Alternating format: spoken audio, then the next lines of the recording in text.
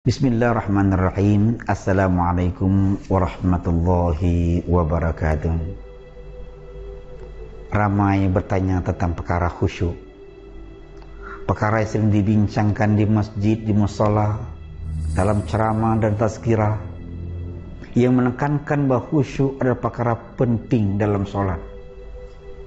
Mungkin pun kita sering tercabar bila kita membaca sebuah ayat dalam Al-Quran. Allah berfirman, celakalah, neraka wailah bagi pelaku sholat, yaitu mereka yang melakukan sholat dengan cuai dan lalai. Dalam ayat yang lain Allah berfirman, beruntunglah orang mukmin, yaitu mereka yang khusyuk dalam sholatnya.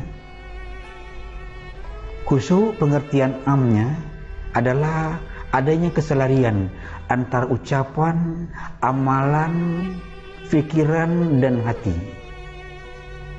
Khusyuk adalah ibadah yang sangat disukai Allah dan sangat dibenci oleh syaitan. Tetapi puan-puan dan tuan-tuan, pernahkah kita mendapat pendidikan khusyuk? Jawabannya, belum. Kita terpaksa puas dengan amalan syarak yang pernah kita peroleh selama masa bangku sekolah rendah tempo dulu, dan sedikit penambahan. Oleh demikian, meskipun sudah lama kita sholat, tetapi jika ditanya apa arti bacaan dalam sholat saja, kita tidak tahu, apatah lagi faham dan mengetahui maknanya. Karena tidak mengerti, tidak akan faham. Karena tidak faham, mustahil boleh menghayati dengan baik, dan akhirnya tidak akan dapat khusyuk. Mengerti bukan sekadar tahu terjemahannya, tetapi tahu makna yang tersurat dan tersirat. Kadangkala kita paksa diri kita untuk khusyuk, khusyuk. Tetapi seberapa lama kita bertahan? Karena kosong, kita tidak mengerti, tidak faham. Maka kalau kosong, dengan mudah dimasuki oleh benda-benda lain yang sangat diinginkan oleh syaitan. Tiada siapa di antara kita yang tidak menginginkan khusyuk. Khusyuk adalah benda yang sangat diinginkan oleh siapa saja. Memang nikmat. Tetapi sejurus kita memulakan sembahyang, kadang-kadang cadangan, ide, macam-macam pikiran mengarut datang mengalir tak menentu. Akhirnya bacaan kita, amalan sholat kita dapat dilakukan dengan baik tanpa melakukan sebarang kesilapan.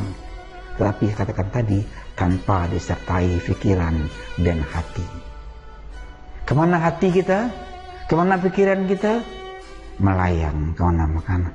Tidak fokus dengan apa yang kita baca dan lakukan.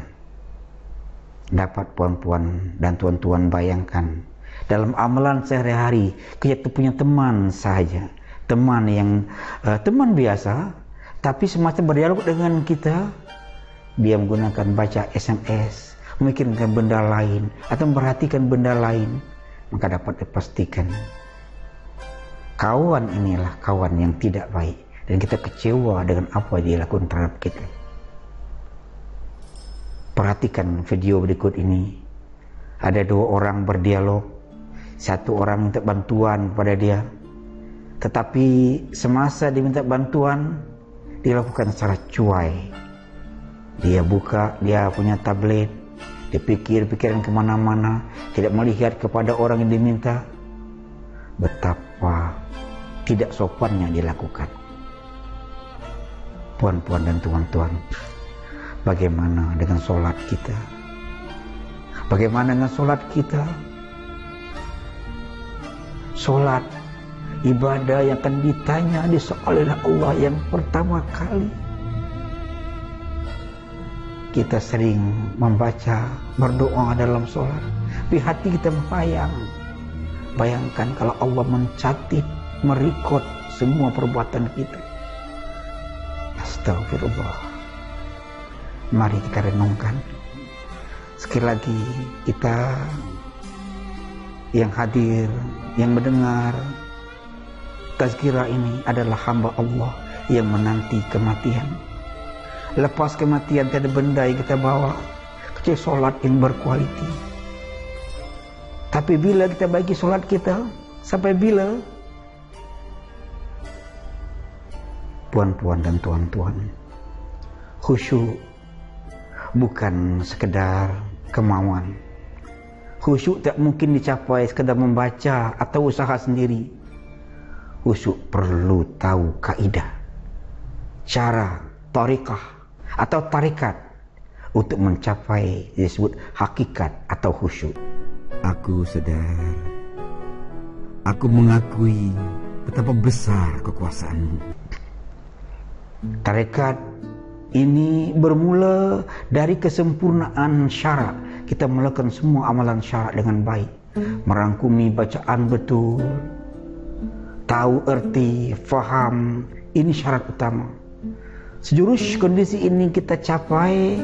Selanjutnya tarekat atau kaidah mentadbir hati, kaidah menselarikan ucapan, amalan, fikiran dan perasaan atau hati untuk mencapai feel atau to get the feel, rasa.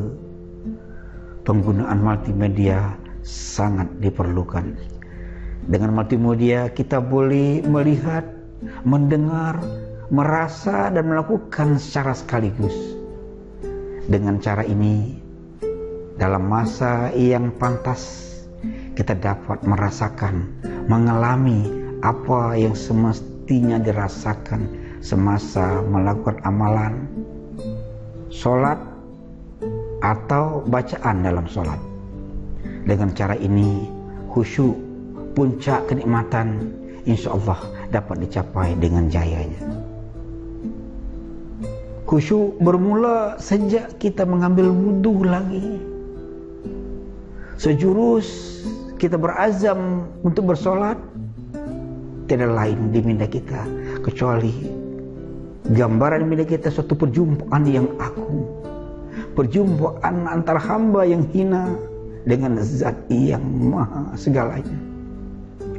Maka perasaan masa itu tiada lain kecuali rasa malu, kotor, tak patut, dan apalagi yang membuat kita rela untuk membasuh semua anggota tubuh, anggota wudhu kita untuk bertawajuh, untuk bertaubat kepada Allah Subhanahu wa Ta'ala. Perhatikan contoh berikut ini. Ya Allah, aku sedar. Aku yakin Engkau telah sedia menerima kehadiranku. Ya Allah, aku akan bertawajuh kepadamu. Tapi aku sedar, aku mengakui bahwa aku ini kotor. Aku penuh dosa.